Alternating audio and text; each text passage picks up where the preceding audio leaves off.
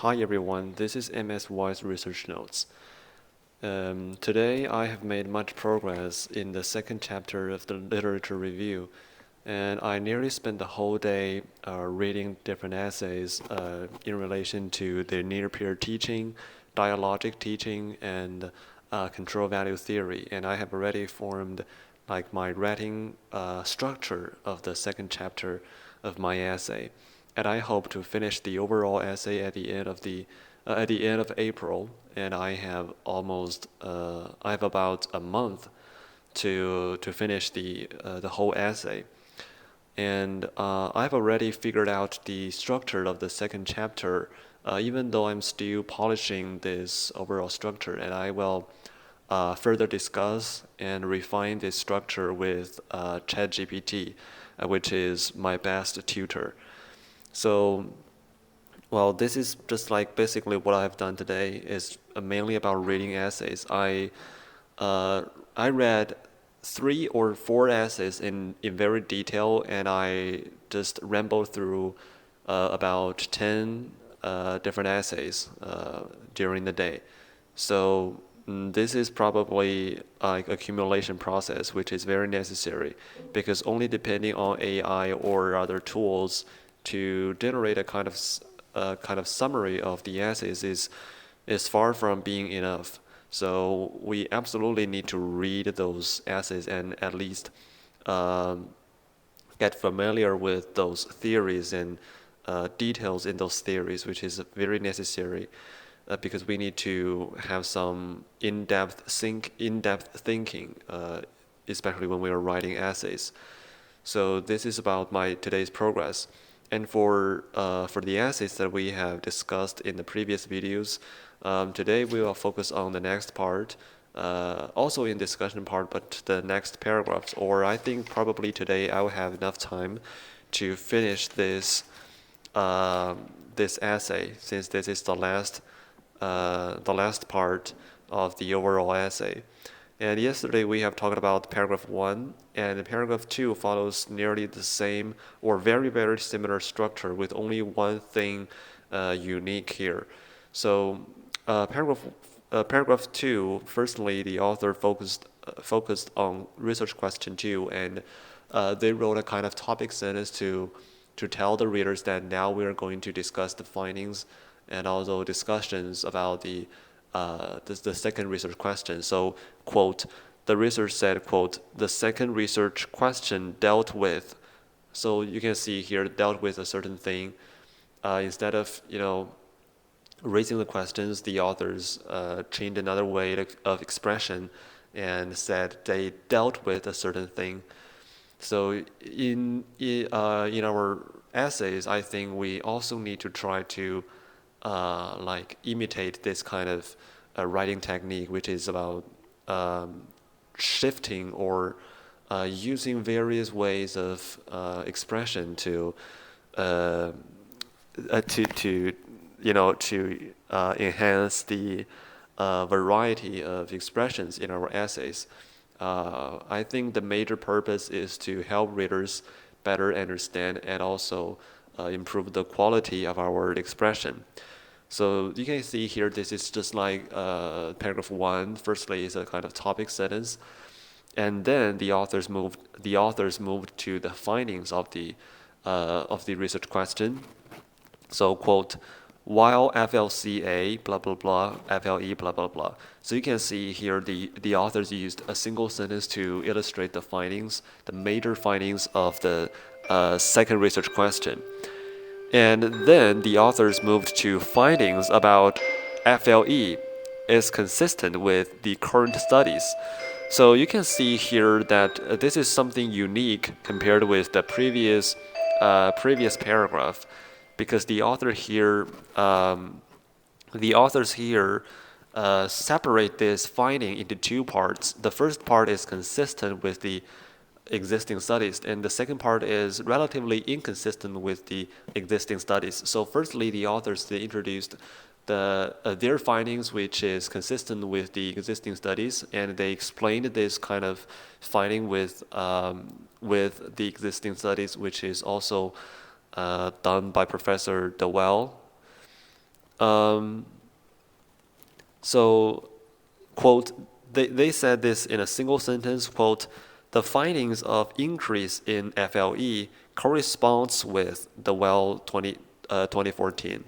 So you can see here that even though the authors, they didn't really say that we separate these findings into two parts, but they actually did so, and they incorporate their findings together with another assay or other findings in different assays. So I think this is like this is just like the pattern that we have discussed in paragraph 1.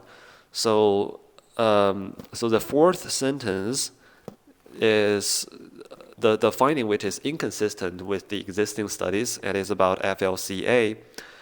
So, quote, where the pattern differs is the gradual drop in FLCA among elder learners. I'm not quite sure whether this is the whole sentence or just a part of the sentence, but the authors, they just pick out this kind of unique findings and illustrate this in relatively detail because they want to tell the readers what unique findings they have got. So so this is like also presenting the findings, and then they showed another writing technique which is about the explanation of this finding. Instead of using like we think or we believe, this kind of assertive expression, they said we assume that in the present sample FLCA level was still as saline level, or was still at saline level. So you can see, firstly, they use we assume, which is not a kind of assertive expression. It is not a claim, but it's a kind of guesswork. We assume, but assumption is based on analysis or just some assumptions.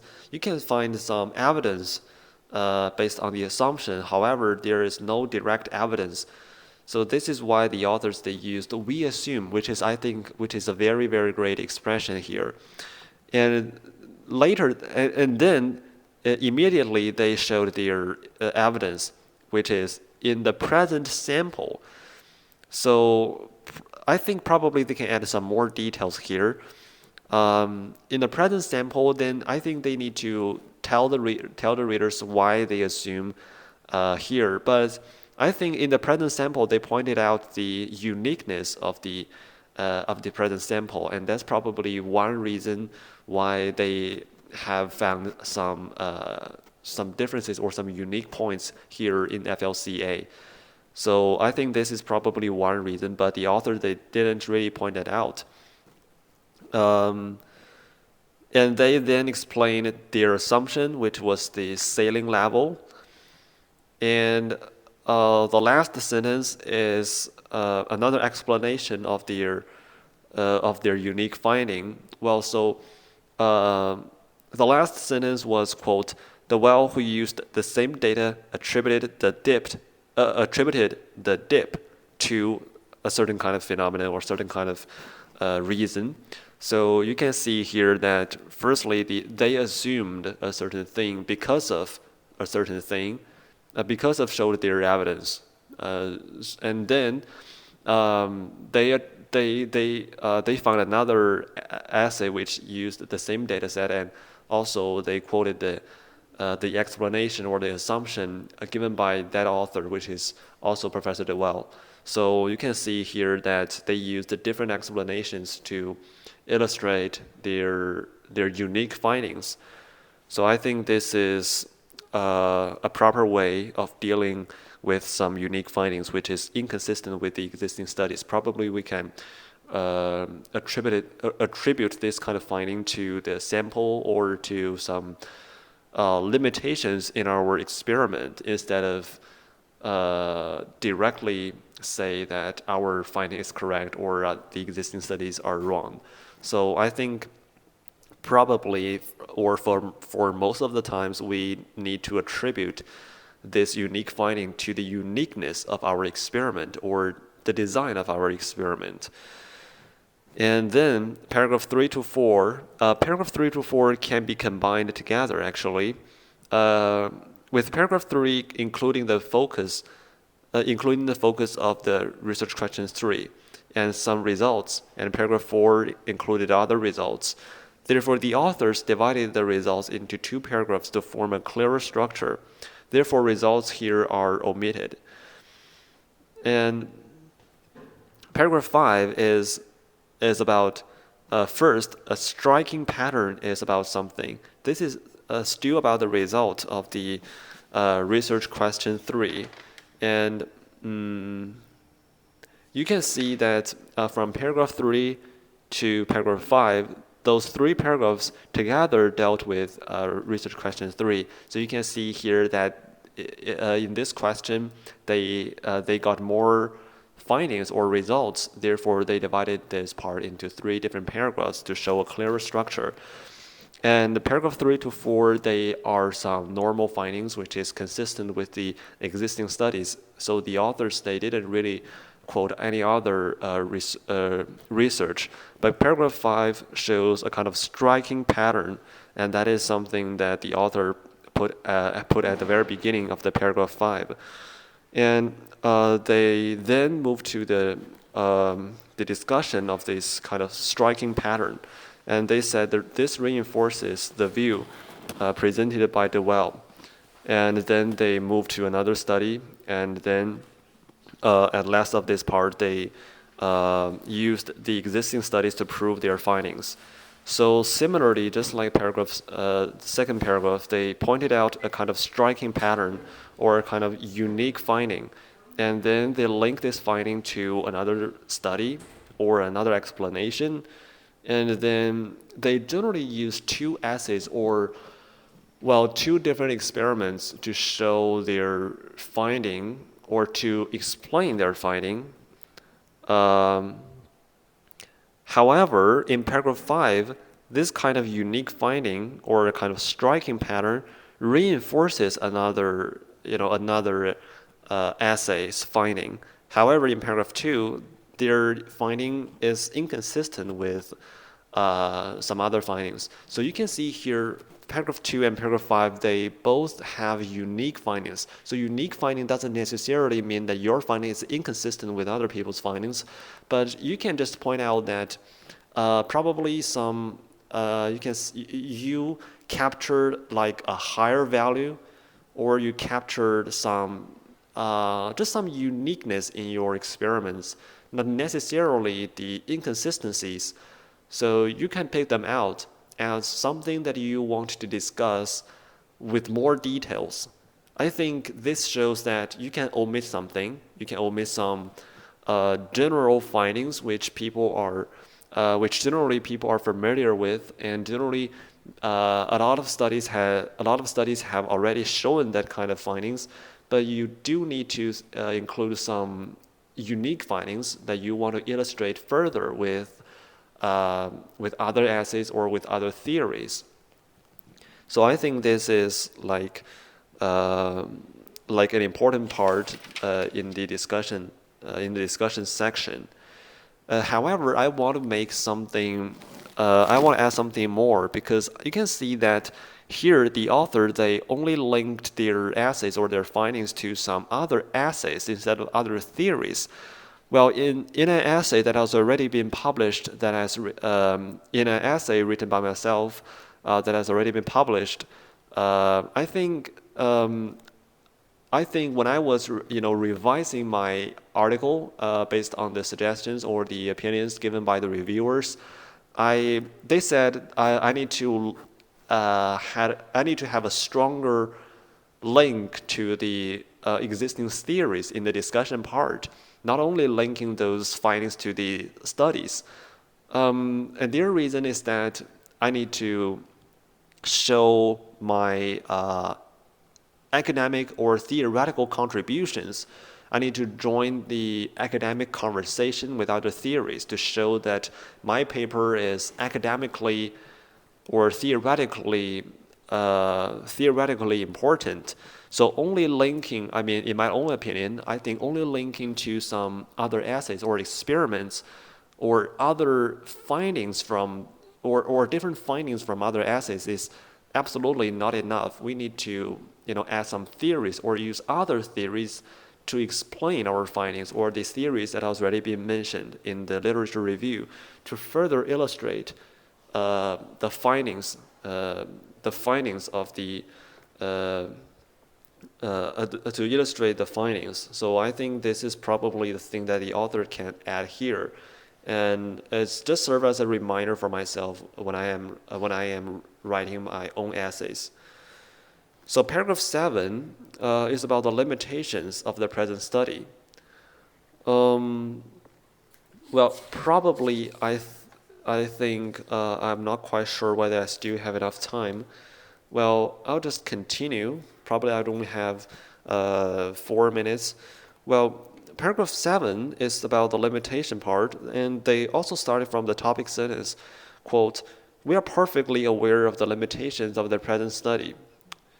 Well, so this is just like a present sentence, a topic sentence, and I have already learned this kind of writing technique. And actually, when you're reading for example, when you're reading my essays, you can see that I have a topic sentence at the very beginning, and I have a transitional kind of transitional sentence at the very end of each paragraph, especially in the literature review part, which highly emphasize the structure and the logic of your writing. So I have a topic, I have a main body, and I have a transition or transitional sentence to link to the next paragraph. So you can see that my structure is just like a whole story instead of merely jumbling different kind of sections or different kind of paragraphs. So I think this is a kind of writing technique that all of us needs to master. And this is the topic sentence. And second is they directly point out their limitations, which can also be regarded as a kind of topic sentence, since this is also written at the very beginning of this paragraph. So, quote, they said, quote, "The first limitation is linked to a certain kind of thing." So you can see, basically, you can understand that after this sentence, they are going to address the first limitation, and naturally they will say what the first limitation is, and then they will move to their explanation of the limitation. They will illustrate why they encountered this kind of limitation and how they're supposed to explain this. So the third sentence is, then the author explained why these limitations occurred, or we can see it as a kind of detailed explanation of the reasons for this limitation. And the fourth sentence is the pros and cons of this kind of limitations. You can see, absolutely, this limitation has some shortcomings or disadvantages, but indeed, we can also see some advantages of this kind of limitations, or we call it a kind of limitation, but you can understand it as a kind of experimental design, which is a kind of double-edged sword. It has some shortcomings, but indeed, it can help you to finish this experiment and can help you to reach a kind of result. So the authors then they introduced the upside of this kind of limitation and the downside of the limitation. And you can see here that they not only said their shortcomings, but they are also telling you the upside, which is the advantages of their shortcomings or their limitations. So just like I've introduced in my previous videos, when you're like confessing your limitations, you're not only admitting your mistakes or or something that you didn't reach or some flaws in your experimental design. You're also like proving the legitimacy of your experiment. So there are various ways of proving your legitimacy, but I think probably today's time is very limited because it's late at night and I have to go now, and it's raining outside. So I need to go back relatively earlier.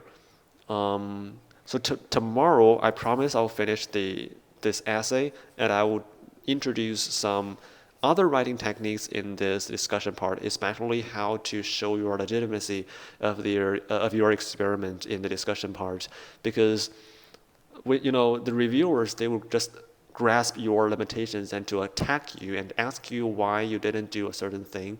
So absolutely, writing limitations is very important, and it requires loads of writing techniques. And I think I need to have a single video to introduce this part. And I think probably that will be tomorrow's task. And tomorrow I hope to move on my literature review part, and I hope I can finish the first section of the second chapter of the literature review, which is the near-peer teaching. Okay, so this is the end of today, and this is MSY's research notes. And see you tomorrow. Good night.